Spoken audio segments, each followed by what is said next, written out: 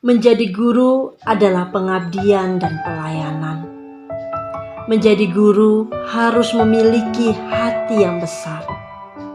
Dan saya bangga menjadi seorang guru.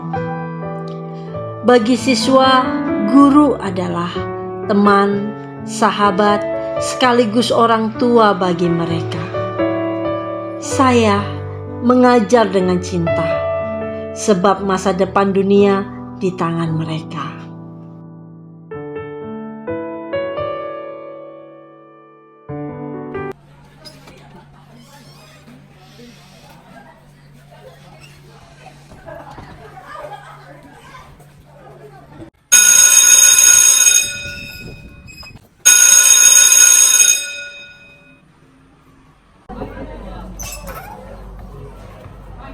Shalom.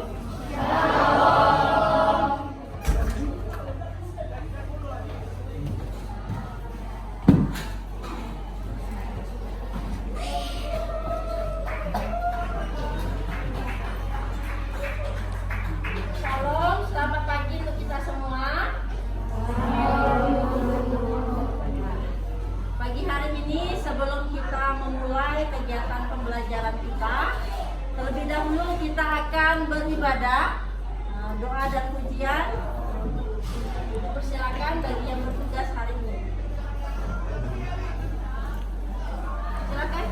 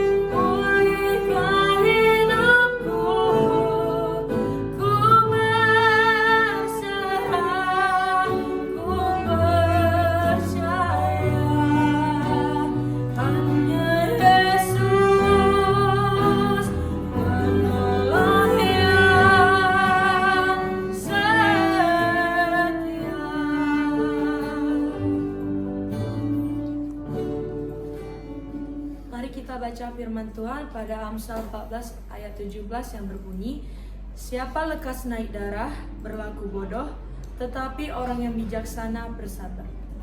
Marilah kita bersatu di dalam doa.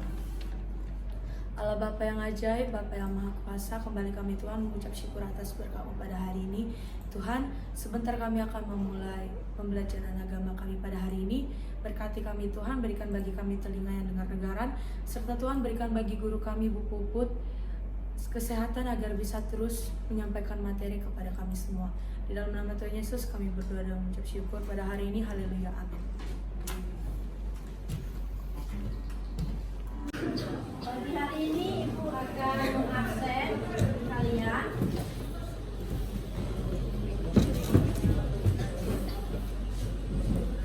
Anastasia Greta, Sherly, Gabriela, Loren, Cindy, Diendra, Lonika, Tomura, PS Valer, Ramses, Maria, Bunga, Laura, Dina, Melissa, Veronica. Berarti hadir semua ya. Hari ini kita akan belajar bersama-sama. Tetapi sebelumnya Ibu meminta kepada kalian lihat di kanan kiri kalian ada tidak sampah. Kalau keadaan sudah bersih, kita akan mulai kegiatan pembelajaran kita pada saat ini. Hari ini kita akan belajar bersama-sama materi kita, yaitu tentang bertumbuh secara emosi. Ya.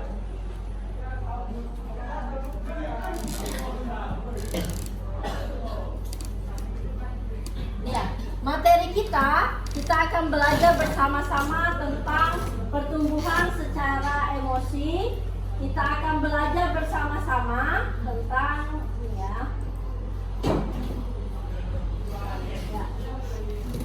kompetensi dasar yang kita pelajari, yaitu kita akan belajar tentang memahami arti dewasa secara emosi. Yang kedua, kita akan belajar tentang kedewasaan fisik harus diikuti oleh kematangan emosional. Yang ketiga, kita akan membuat hasil karya yang berkaitan dengan penerapan sikap pertumbuhan dalam aspek emosi. Nah, garis besar pembelajaran kita saat ini, kita akan belajar tentang pengertian emosi. Yang kedua, kita akan belajar tentang ciri-ciri emosional. Yang ketiga, kita akan belajar tentang arti dewasa dalam aspek emosi. Yang ketiga, yang keempat, kita belajar tentang apa di situ? Emosi masa remaja. Yang kelima, kita akan belajar tentang ketajaman emosi emosional. Yang keenam, memahami 1 Samuel pasal 18 ayat 6 dan 1 Samuel pasal 19 ayat 10. Dan yang terakhir tentang kedewasaan emosi dalam psikologi. Berbicara tentang emosi, apakah kalian pernah marah? Kalau kita berbicara tentang emosi, apakah kalian pernah marah? Nah, kalau kalian pernah marah, biasanya apa yang membuat kalian marah? Coba ibu mau tanya, apa yang biasa membuat kamu marah? Ketika sesuatu hal tidak berjalan dengan keinginan kamu, itu membuat kita marah. Kemudian, apa yang kamu lakukan ketika kamu sedang marah? Apa yang kamu lakukan ketika kamu sedang marah? Biasanya ngapa? Jun Ferry, mana Jun Ferry? Apa yang biasanya kamu lakukan kalau kamu sedang marah?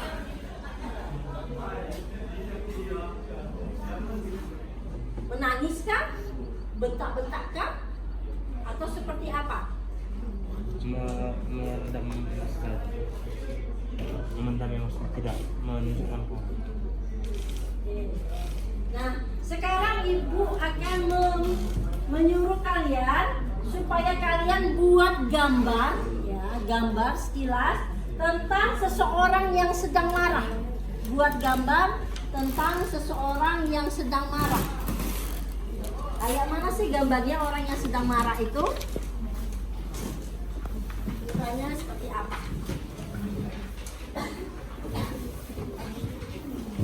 Sekilas saja ya. Apa yang biasanya menunjukkan kalau ekspresinya orang marah itu seperti apa?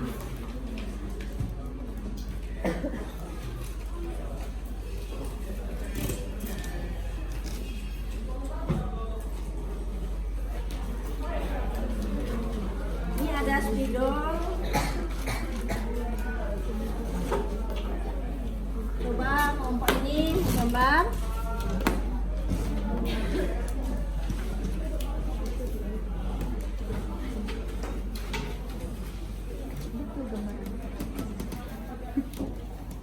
Ya, buat yang terang.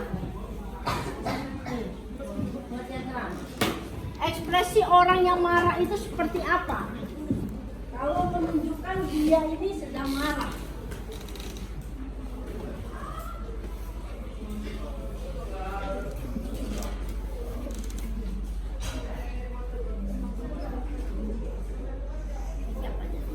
Ya, coba Yonika ke depan sini, tunjukkan seperti apa ekspresinya orang yang sedang marah. Seperti apa ekspresinya? Orang yang sedang marah biasanya matanya akan berubah menjadi sinis, dahinya ini berkerut. Oke. Jadi membentuk alis yang kayak mana lah orang marah. Ya, cukup. Berarti bagus ya gambarnya ya. Tepuk tangan untuk Yanika. Ya, tujuan pembelajaran kita pada pagi hari ini kita akan belajar yang pertama menganalisis ciri-ciri pribadi emosi yang dewasa. Yang kedua, kita akan belajar tentang bagaimana kita bersikap untuk menjadi pribadi yang dewasa. Sekarang kita akan melihat pertemuan minggu kemarin kita sudah belajar tentang pribadi yang sudah menjadi dewasa atau pribadi yang dewasa itu yang seperti apa. Dewasa bukan hanya dilihat dari fisik semata, tetapi kedewasaan seseorang itu bukan juga ditentukan dari usia.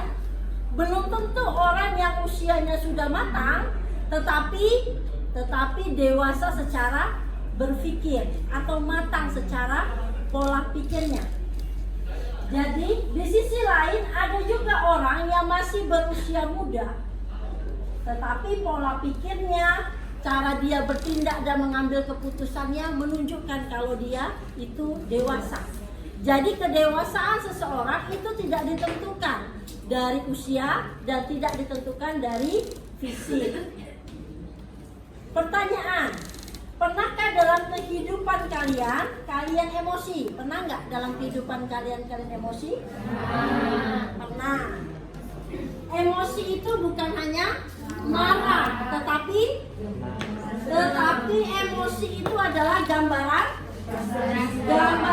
perasaan jiwa, yaitu ekspresi seseorang di mana dia sedang sedih, sedang kecewa, sedang apa lagi? Sedang marah ataupun sedang bahagia. Nah, di sini di dalam tabel ini ada beberapa hal yang menunjukkan tentang emosi. Misalnya frustasi, duka cita, iri hati, marah, gembira, cemburu. Nah, ini tabel-tabel yang menunjukkan emosi. Sekarang setelah kalian tahu ini, menurut kalian apa itu emosi? Coba Ibu pengen tahu. Kamu? Ya, emosi itu apa? Perasaan manusia yang ada sejak kita lahir. Ya, perasaan manusia sejak lahir. Oke, Wandi, emosi itu apa? Emosi itu ekspresi yang ditimbulkan seseorang atas sesuatu. Ya. Jadi emosi itu adalah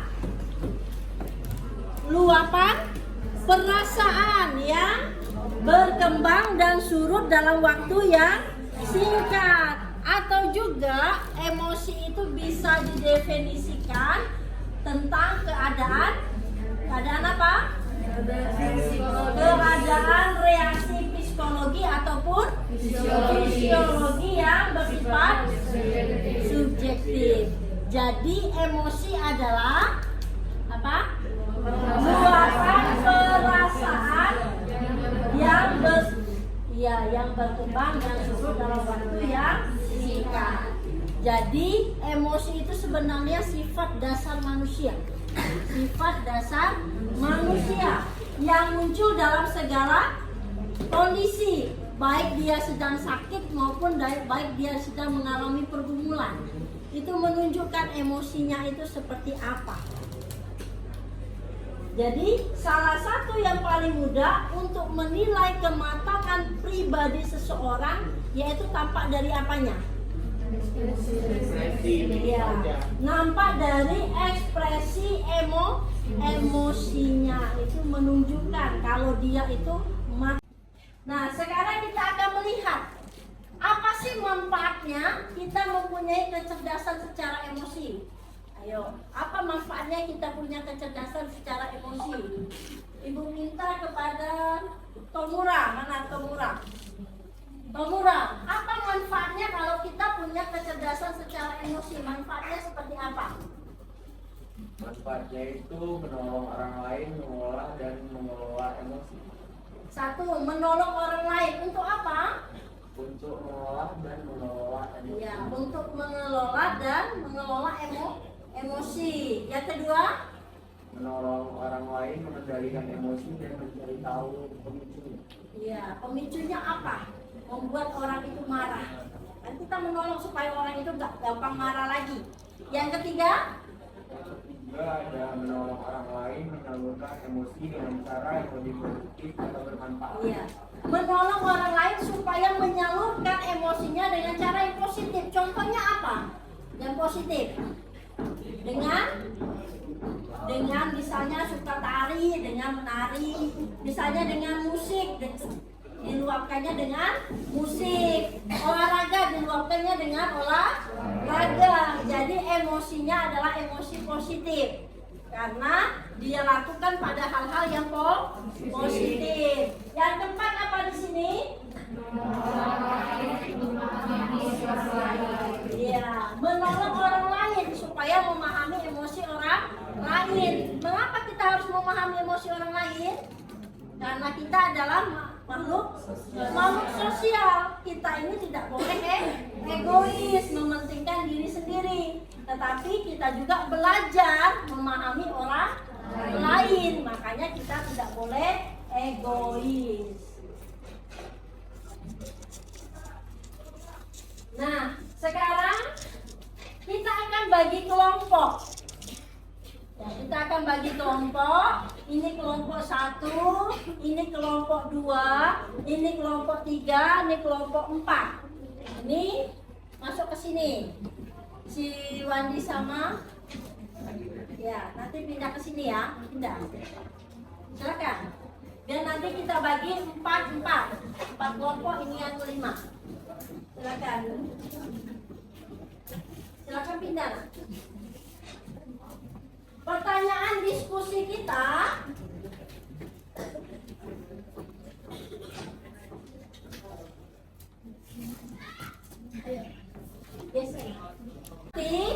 setelah kalian mengamati video ini, kamu analisis dari cerita tersebut. Di sini ada beberapa pertanyaan diskusi. Yang pertama, apa yang menyebabkan pemilik toko itu emosi? Yang kedua, apa pesan dari cerita film tersebut? Pesannya apa? Yang ketiga, apa dampak negatif yang ditimbulkan ketika kita tidak dapat menahan emosi? Yang keempat, uraikan upaya-upaya apa yang harus dilakukan anak-anak Tuhan dalam mengendalikan emosinya. Yang kelima, diskusikan perbedaan emosi antara Saul dan Daud dalam 1 Samuel pasal 18 ayat yang ke-6 dan 1 Samuel pasal 19 ayat yang ke-10, serta bagaimana sikapmu menanggapi bacaan tersebut. Yang terakhir, buatlah pernyataan sikap menjadi pribadi yang bertumbuh dewasa. Nah, sekarang kita akan melihat cerita dari tayangan video tersebut.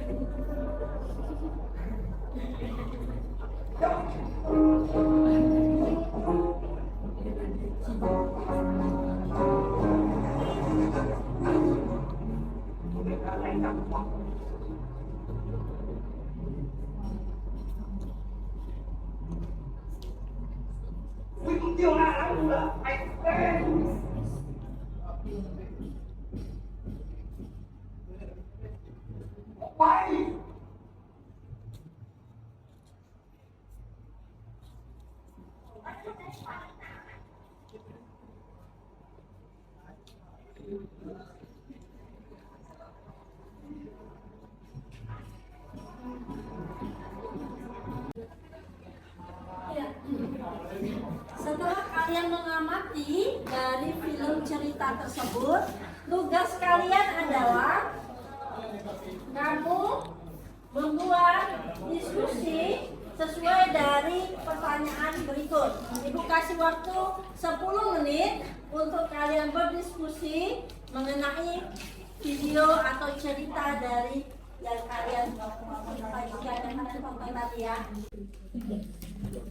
Kita akan mendengarkan hasil diskusi dari kelompok 5 yang berkaitan tentang pengamatan dari video yang sudah kalian amati, yang sudah kalian pahami dari video tersebut. Silakan untuk kelompok 5, silakan ke depan.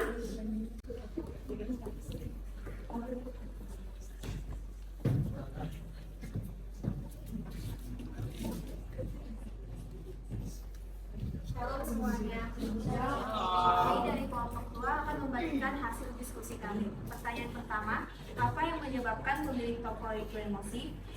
Pemilik toko itu emosi disebabkan karena ada seorang pemulung yang hidup di depan toko dan pemilik toko itu menganggap bahwa pemulung itu menghambat untuk datangnya pembeli ke tokonya. Pesan dari film tersebut yang kami ambil adalah yang pertama, jangan menilai seseorang dari penampilannya. Yang kedua, jangan berlaku kasar terhadap orang lain sebelum mengetahui penyebabnya. Yang ketiga, dampak negatif emosi. Yang pertama yang kami ambil yaitu kita dapat menyakiti perasaan orang lain dan kita juga tidak bisa mengendalikan emosi kita dalam sendiri. Baiklah, saya akan menjawab pertanyaan dari upaya-upaya yang dilakukan anak-anak Tuhan dalam mengendalikan emosinya. Jadi upaya-upaya yang dilakukannya adalah berdoa kepada Tuhan untuk diberikan hikmat dan kesabaran dalam menghadapi masalah dan mengendalikan emosi. Kalian memahami, mengamati dari hasil dari video yang sudah kalian tonton, yang sudah kalian saksikan. Tentunya ada pesan-pesan penting dari video tersebut yang berkaitan tentang emosi. Jadi setelah kalian sudah mendiskusikan, Ibu akan memberikan, setelah kalian mempresentasikan dari hasil diskusi yang sudah kalian dapatkan, kita akan memperoleh kesimpulan dari firman Tuhan yang kita baca di dalam 1 Samuel pasal 18 ayat berapa di situ? 1 Samuel pasal 18 ayat yang ke-6 itu berbicara tentang kisah Daud dan Saul. Bagaimana Saul itu membenci Daud. Mengapa Saul sangat membenci Daud? Karena Saul memiliki rasa iri hati. Mengapa Saul iri hati? Mengapa? Karena Daud bisa mengalahkan pasukannya berlapis-lapis, sedangkan Saul hanya bisa beribu-ribu. iya, karena banyak hal yang bisa Daud lakukan. Daud bisa mengalahkan berapa ribu? Berlaksa-laksa, sedangkan Saul beribu-ribu. Selain daripada itu, kalau kita melihat kisah Saul dan Daud itu dipuji. Karena apa? Karena kehebatannya. Dia dipuji karena ketenarannya, dia mendapatkan pujian. Nah, sedangkan Saul ketika dia sudah tidak lagi menjadi seorang raja, muncullah rasa iri hati. Nah, rasa iri hati ini termasuk emosi. Emosinya adalah emosi negatif. Raja Saul itu membiarkan iri hatinya bertumbuh subur dalam hatinya sehingga roh jahat menguasainya dan mempengaruhi dirinya untuk terus berusaha membunuh Daud. Hingga akhirnya iri hatinya itu dapat menyebabkan dosa. Dosanya siapa? Dosa Saul kepada Tuhan. Jadi melalui NAK ini betapa pentingnya seseorang itu memiliki kecerdasan emosi. Jadi bagaimana kita bisa menahan diri, bagaimana kita bisa mengendalikan diri kita pada hal-hal yang positif melalui kisah dari Saul dan Daud. Lalu kesimpulan apa yang bisa kita dapatkan melalui pembelajaran kita pada saat ini? Kalau kita belajar dalam ilmu psikologi, ada seorang tokoh psikologi yang bernama Ekman Friesen. Dia menyebutkan ada 3 hal yang menunjukkan penampilan pada wajah atau pada tubuh yang menunjukkan tentang emosi atau psikologi seseorang. Yang pertama adalah masking. Apa itu masking?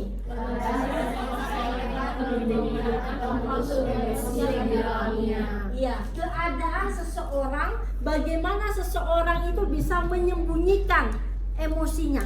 Misalnya ibu kasih contoh, ibu sedang marah, tetapi ibu menutupi rasa marah itu, ibu menyembunyikan perasaan ibu. Nah, itu disebut dengan nama masking. Bagaimana seseorang mampu menyembunyikan perasaannya. Nah, yang kedua, kita melihat yang disebut dengan nama modulation. Apa itu modulation? Seseorang yang dapat mengurangi emosi yang dialaminya. Iya, keadaan seseorang, bagaimana seseorang itu bisa mengurangi rasa emosinya. Mungkin dengan cara dia pergi, mungkin dia emosi dengan cara dia masak atau dengan cara dia bernyanyi. Nah, bagaimana dia tahu dan mengenal dirinya? Ketika dia emosi, dia bisa mengendalikan dirinya, dia bisa menahan dirinya, dan dia bisa menyalurkannya pada hal-hal yang positif. Yang terakhir, kalau kita melihat, yaitu simulation. Apa itu simulation? Orang yang sebenarnya tidak mengalami emosi, tetapi seolah-olah mengalami emosi. Orang yang seakan-akan dia emosi nggak? Emosi atau tidak? Coba kita perhatikan. Orang yang sebenarnya tidak mengalami emosi, tetapi seakan-akan dia emosi. Mungkin suara nadanya keras, menunjukkan kalau dia sedang marah, padahal dia tidak marah. Memang mungkin dibuat kalau memang suaranya bernadanya tinggi, padahal dia tidak marah. Jadi yang disebut dengan nama simulation ini adalah menunjukkan kalau itu marah, padahal dia sebenarnya tidak marah. Mungkin suaranya atau mungkin dia banting buku yang menunjukkan dia marah, padahal sebenarnya tidak marah. Nah, 3 hal ini itu secara psikologi yang menunjukkan kalau kedewasaan seseorang itu bisa dilihat dari ketiga ini. Bagaimana kita bisa mengendalikan emosi kita, menahan emosi kita bisa menutupinya atau kita bisa melakukannya atau bisa menahan dirinya. Banyak hal ya nak. Tuhan. Sekarang kalian kerjakan tugas, kalian catat, kalian kerjakan. Soal yang pertama, ya, ibu bacakan. Susi adalah seorang perawat. Ia bekerja di rumah sakit. Suatu hari, keluarga pasien meminta kepadanya untuk segera melakukan tindakan kepada pasien yang sedang sakit. Mendengar pernyataan ibu tersebut, Susi terpancing emosinya dan marah kepada keluarga pasien. Pertanyaannya adalah, sebutkan faktor-faktor apa saja yang mempengaruhi perkembangan emosi Susi atau emosi seseorang. Nah, poin yang kedua bisa kamu baca. Tugas kamu adalah, tugas kalian catat tugas tersebut, kemudian kalian kerjakan. Setelah kerjakan, minggu depan dikumpulkan. Ya, minggu depan tugas tersebut dikumpulkan. Jadi pada minggu depan kita akan belajar tentang pertumbuhan intelektual. Jadi ibu mohon kalian di rumah membaca materi tersebut yang berkaitan tentang pertumbuhan secara intelektual. Artinya bagaimana seseorang itu dewasa secara intelektual, mampu mengambil keputusan atau matang secara berpikir. Minggu depan kita akan belajar tentang aspek pertumbuhan intelektual.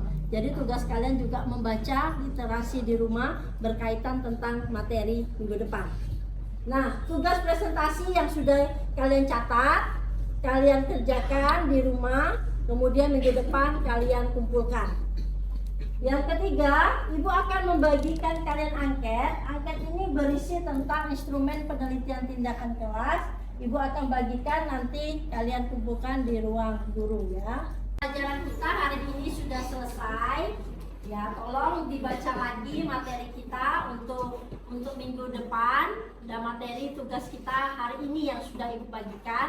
Mohon tugasnya dikerjakan. Nah, untuk doa penutup Ibu minta kepada Ramses untuk doa ke depan. Silakan.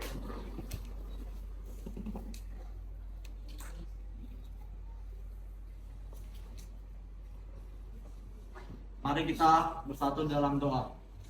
Terima kasih Tuhan, terima kasih Yesus untuk berkat-Nya masih berkelimpahan pada saat siang hari ini. Ya Tuhan, kami telah selesai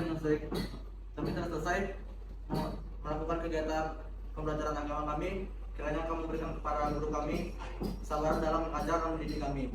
Ya Tuhan, berkatilah kegiatan kami selanjutnya. Ini doa Anakmu dalam nama Tuhan Yesus Kristus kami berdoa dan bersyukur. Amin. Yang mengucapkan shalom untuk kita semua. Minggu depan berjumpa kembali.